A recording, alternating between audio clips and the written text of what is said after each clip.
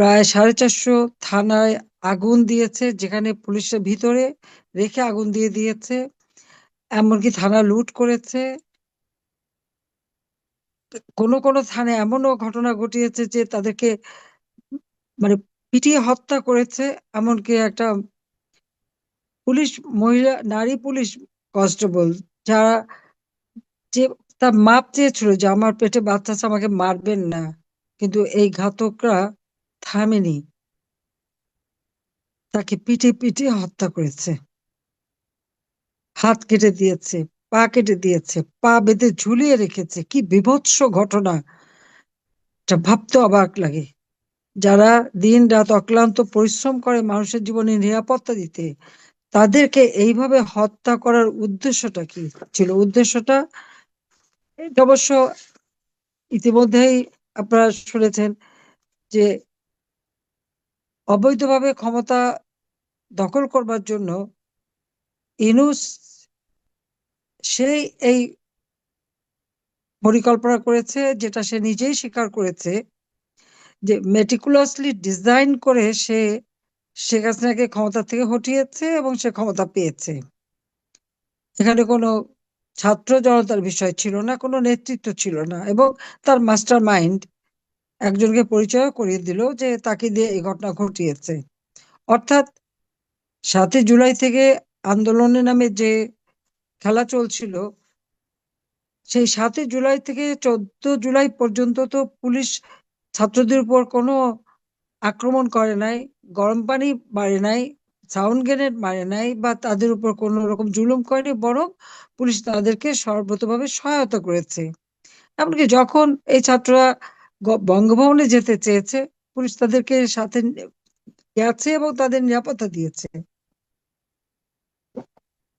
অথচ সেই পুলিশকেই তারা প্রথম আঘাত করা শুরু করলো, এবং সে কথাটা আজকে ওদের মুখ থেকেই চলে এসেছে। আম, সে মোহাম্মদ ইউনূসের যে পালিত সন্ত্রাসী সমন্বয়ক হাসিব, সে কিন্তু একটা টেলিভিশনের ইন্টারভিউতে বলেছে, আমি কোট করছি, বলছে পুলিশ হত্যা না করলে আর মেট্রো রেলে আগুন না দিলে বিপ্লব সার্থক হতো না, আনকোট। তার মানে এই পুলিশ যে তারা হত্যা করেছে, এটা কিন্তু পরিকল্পিতভাবেই হত্যা করেছে।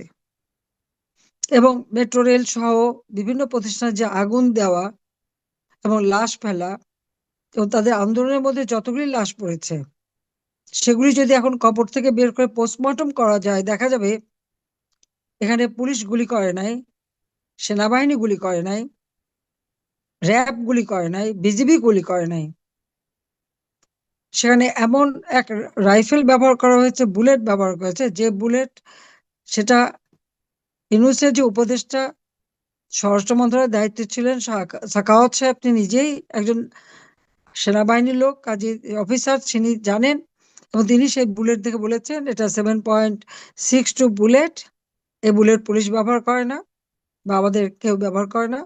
কাজে সেই গুলিতেই তারা মারা গেছে। এবং যখন এটা মিছিলের মধ্যে তারা ছিল, সেখানে কোন পুলিশ ছিল অনেক দূরে, হঠাৎ একটা গুলি লেগে মারা গেল, সেটা কিভাবে হয়?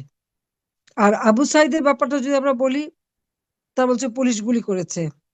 হ্যাঁ, পুলিশকে যখন আক্রমণ করেছে, পুলিশের পক্ষ থেকে কখন কোন পদক্ষেপ নেওয়া হবে সেই নির্দেশিকা পুলিশের কার্যক্রমের মধ্যেই দেওয়া থাকে, তাদের কার্যপ্রণালীতেই থাকে।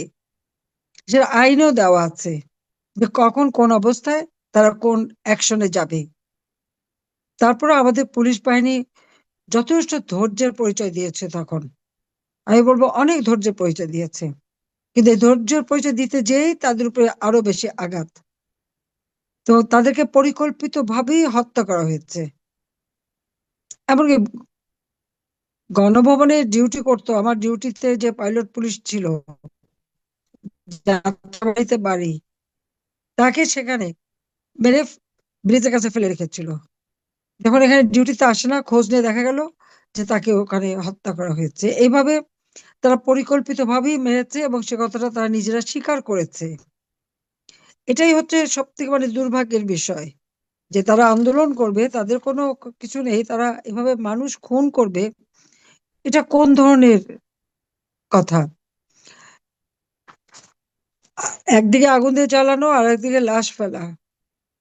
আবার এই পুলিশ হত্যায় বিএনপির এক নেতা সিরাজগঞ্জের, সে বলেছে যে পুলিশকে মেরে নাকি কোমর ভেঙে দিয়েছে, যার জন্য আর পুলিশ কোনো কিছু করতে পারেনি। সে সাথে আর একটি দল, কোন এক ইসলামিক আন্দোলনের নেতা, সেও আবার বলেছে, দাবি করছে যে তারাই পুলিশ মেরেছে।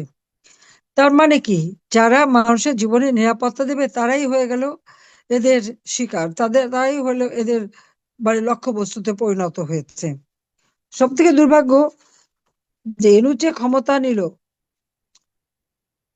15 তারিখের থেকে তারা যে ধ্বংসযজ্ঞ শুরু করে দিল এই ছাত্ররা, সমন্বয়করা, এবং বিভিন্ন জায়গায় তারা জ্বালাও পোড়াও, অগ্নিসন্ত্রাস, থানা আগুন দেওয়া, লুটপাট, বাড়ি ঘরে আগুন দেওয়া, ব্যাপকভাবে যখন শুরু করে দিল, পুলিশের উপর যখন আক্রমণ শুরু করে দিল, এরপর থেকে তো এই ঘটনা চলতেই থাকলো। আর কি দুর্ভাগ্যের বিষয়, যে পুলিশগুলিকে হত্যা করলো, আমাদের অগণিত আওয়ামী লীগ নেতা কর্মীকে হত্যা করেছে, 14 দলের নেতা, সাংবাদিক, সাংস্কৃতিক কর্মী, আইনজীবী, সব শ্রেণী পেশার মানুষের উপরেই তারা হামলা করেছে এবং হত্যা করেছে। সেখানে এতে কোনো বিচার হবে না। যাদেরকে হত্যা করেছে তাদের পরিবার বিচার চাইতে পারবে না। এদের দায় মুক্তি দেওয়া হয়েছে। দায় মুক্তি কেন দেওয়া হলো? যদি কেউ অন্যায় করে তার তো বিচার হতে হবে, তদন্ত হতে হবে। যখন 6 জন মারা গেল, আমি তখন বিচার বিভাগীয় তদন্ত কমিটি করে দিলাম, এবং সেই তদন্ত কমিটি কিন্তু কাজও শুরু করলো। কিন্তু ইউনূস ক্ষমতা আসার পরে সে তদন্ত কমিটির কাজ বন্ধ করে দিল। কিন্তু সে ক্ষমতায় এসেই কি বলল?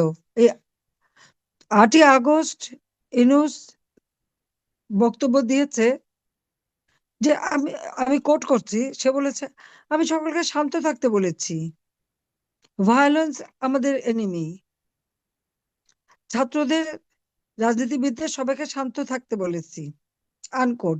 তার মানে উনি সবাইকে শান্ত থাকতে বলেন, আর এদিকে তারা খুন খারাপি অব্যাহত রেখে যায়। 14ই জুলাই থেকে 8ই আগস্ট পর্যন্ত হত্যাকাণ্ড ঘটেছে, সে একবার বলল না যে এই হত্যাকাণ্ডের সঙ্গে যারা জড়িত তাদের বিচার হবে, সে কথা কিন্তু সে বলে নাই। উনি খুব ভালো মানুষ সেজে সকলকে বেশ সবক দিলেন, শান্ত থাকতে বলেছি। উনি শান্ত থাকতে বলেন আর তার এই সন্ত্রাসী গ্রুপ হত্যাকাণ্ড চালিয়ে যায়। 15ই জুলাই থেকে যারা এই সমস্ত ঘটনা ঘটালো তাদের যে বিচার করা হবে সে কথা কিন্তু সে একবারও বলে নাই।